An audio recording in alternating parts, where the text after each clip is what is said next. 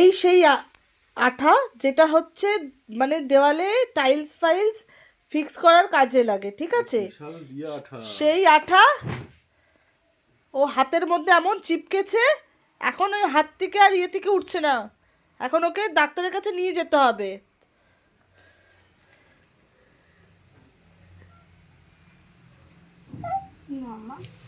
কি করেছিস, করবি আর?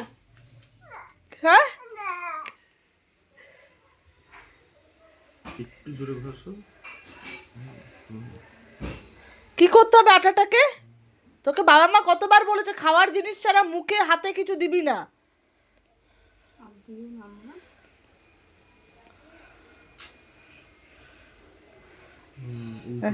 এখন টুম্পা পিসি বসেছে আঠা উঠিয়ে দেওয়ার জন্য।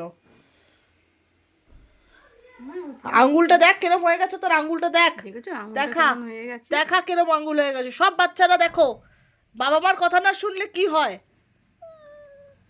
দেখেছো? এ দেখো সব, দেখো। আর করবে তুমি ওরকম? করবে না তো?